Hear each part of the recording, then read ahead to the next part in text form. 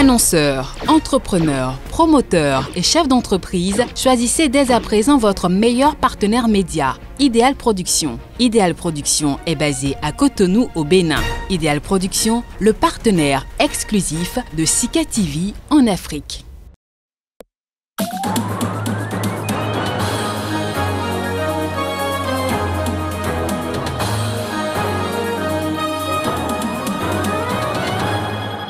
Au sommaire de cette édition, en Algérie, 5 militants du mouvement anti-régime du Irak ont été écroués ce jeudi dans le cadre d'une enquête sur des allégations de torture sur un mineur. Les Djiboutiens ont commencé à voter ce vendredi à l'élection présidentielle qui voit le sortant Ismaël Omar Guelleh se présenter pour un 5e et théoriquement dernier mandat.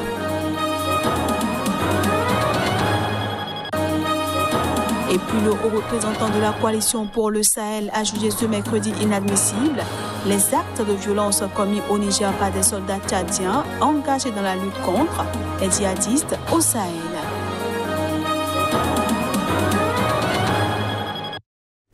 Merci de nous choisir pour vous informer. Bienvenue à tous.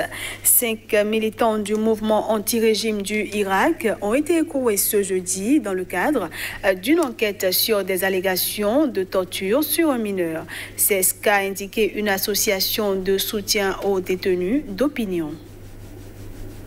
Les 5 hommes ont été placés en détention provisoire après avoir été entendus par un juge d'instruction du tribunal de Sidi Mamed à Alger, a précisé le Comité national pour la libération des détenus, le CNLD. Ces militants, dont le jeune poète du Irak, Mohamed Tajadid, ont été arrêtés dimanche et lundi à la suite de la diffusion sur les réseaux sociaux d'une vidéo d'un mineur de 15 ans accusant des policiers d'attouchement sexuel après son arrestation lors d'une marche de protestation samedi à Alger. Ils sont poursuivis pour association de malfaiteurs, diffusion de fausses informations de nature à troubler l'ordre public, atteinte à la vie privée d'un enfant et son exploitation à des fins contraires à la morale, incitation à la débauche et détention de stupéfiants, selon les avocats. Une enquête a été ouverte par le procureur de la République après la diffusion sur les réseaux sociaux de cette vidéo dans laquelle apparaissait notamment Mohamed Tajadid aux côtés de jeunes garçons traumatisés et en sanglots à sa sortie samedi soir du commissariat. Dans une seconde vidéo postée dimanche sur YouTube, l'adolescent raconte avoir été maltraité par des policiers qui auraient essayé de le violer. Le procureur général d'Alger, Sidi Ahmed Mourad, avait fait savoir lundi soir lors d'une conférence de presse que selon un rapport médical, le mineur n'avait pas subi d'actes contre nature. Le seul fait que l'adolescent a rapporté est d'avoir été poussé par derrière avec une antenne d'un talkie-walkie par un policier, avait ajouté le procureur général.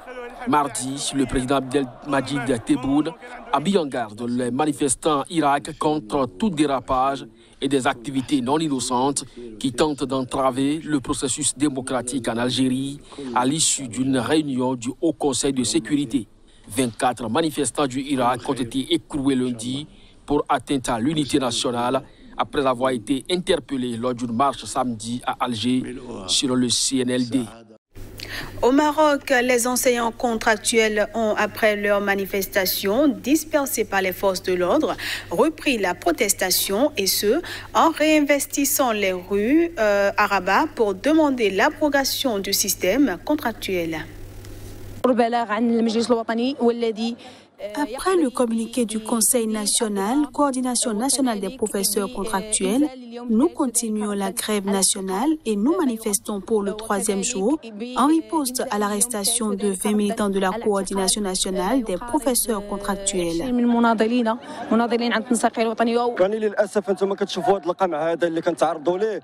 Malheureusement, vous voyez la répression que nous subissons aujourd'hui devant le silence du ministère qui refuse d'ouvrir un débat débat avec nous. Ils ont sorti récemment le programme de qualification professionnelle que nous rejetons complètement car nous voulons être sous tutelle du ministère de l'Enseignement et pas des académies régionales de l'enseignement. Nous voulons être fonctionnaires du ministère.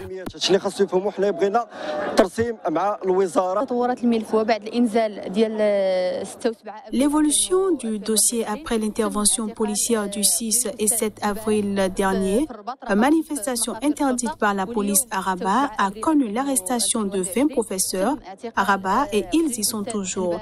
Et aujourd'hui, nous continuons notre programme pour militer alors que d'autres professeurs se sont fait arrêter. Nous ne connaissons pas le nombre exact. J'en parlais en titre, les Djiboutiens votent ce vendredi pour élire leur président. Un scrutin où le sortant Ismaël Omar Guelleh se présente pour un 5e et théoriquement dernier mandat. Quelques 215 000 électeurs inscrits sur une population totale de 990 000 personnes sont appelés aux urnes ce vendredi pour départager les deux candidats en lice, le chef de l'État, Ismaël Omar Guelleh, au pouvoir depuis 22 ans, et l'homme d'affaires, Zakaria Ismaël Farah. En l'absence des leaders historiques de l'opposition, qui boycottent le scrutin, les chances de cet inconnu du grand public sont maigres face à l'actuel président qui a remporté avec plus de 75% des voix chaque présidentielle à laquelle il a participé. Premier, à 8h, 7h, je suis tous les jours premier pour voter.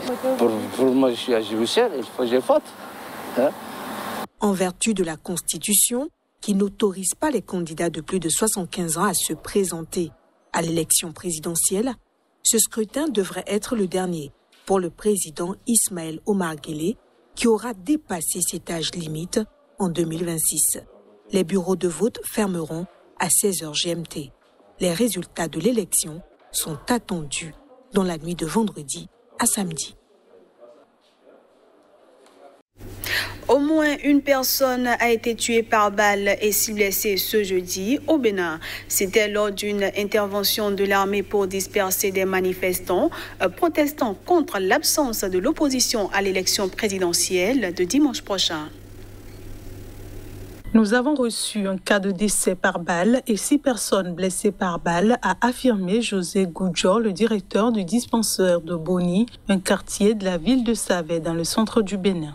Des soldats sont intervenus dans la matinée à Savé pour déblayer des barrages montés depuis lundi par les protestataires sur la route principale. Selon des témoins, les militaires ont tiré en l'air pour disperser les manifestants avant de dégager la chaussée. Depuis le début de la semaine, de nombreuses manifestations ont touché le nord et le centre du Bénin, où la route principale qui descend vers la capitale économique Cotonou a été coupée par des électeurs mécontents de l'absence de l'opposition au scrutin présidentiel. Face à Patrice Talon, ancien Maya du coton arrivé au pouvoir en 2016, 2 candidats quasiment inconnus du public, les anciens députés Alassane Soumanou et Corentin Koroué. Tous 2 sont taxés de candidats fantoches par la plupart des opposants béninois qui n'ont pas été autorisés à se présenter. Les grandes figures de l'opposition sont en exil ou condamnées à des peines d'inéligibilité. D'autres ont vu leur candidature recalée par la commission électorale car ne disposant pas d'un nombre suffisant de parrainages. Pendant ce temps, plus de 6 000 personnes ont été tuées dans la région de Béni depuis 2013 et plus de 2 000 dans la province voisine de l'Ituri en 2020, et ce, dans les violences qui sévissent dans l'est de la République démocratique du Congo. C'est l'alerte qu'a donnée ce jeudi l'épiscopat congolais. Les violences en cours ont fait plus de 6 000 morts à Béni depuis 2013 et plus de 2 000 à Bunia pour la seule année 2020, a déclaré le porte-parole des évêques catholiques de la RDC lors d'une conférence de presse. Dans les régions de Béni, dans la province du Nord Kivu et dans celle de l'Ituri voisine, on compte également au moins 3 millions de déplacés et environ 7 500 personnes kidnappées, a-t-il ajouté. L'abbé présentait un message dans lequel les prélats congolais ont dénoncé l'occupation des terres, l'exploitation illégale des ressources naturelles, l'enrichissement sans cause, l'islamisation de la région au mépris de la liberté religieuse. Les évêques ont aussi dénoncé l'incendie des maisons et villages, la destruction et la fermeture des écoles et des centres de santé, la mise à sac des bâtiments administratifs, le pillage des bêtes, champs et cultures dans cette région orientale du pays. L'armée mène des opérations militaires dans ces régions dont le résultat est mitigé, selon la SENCO, qui soutient que certains officiers sont accusés de torpiller les avancées des hommes de rang et des officiers subalternes. Les prélats ont par ailleurs dénoncé la mendicité et le détournement de la solde des militaires de rang et de leur ration à la base de l'amenuisement de leur motivation. Ils estiment que l'armée congolaise est infiltrée par des éléments étrangers et dénoncent la présence des anciens rebelles du RCD, du CNDP et du M23 dans les rangs des militaires engagés dans les opérations à l'Est et soupçonnés de complicité avec l'ennemi. Ces groupes rebelles étaient tous soutenus par le Rwanda dans un passé récent. Pour finir cette édition, le haut représentant de la coalition pour le Sahel, Djimé Adoum, a jugé ce mercredi inadmissible les actes de viol commis au Niger par des soldats tchadiens engagés dans la lutte contre les djihadistes au Sahel. La Commission nationale des droits de l'homme du Niger avait affirmé que les soldats tchadiens engagés dans la lutte contre les djihadistes au Sahel sont responsables de viol de plusieurs femmes à Terra.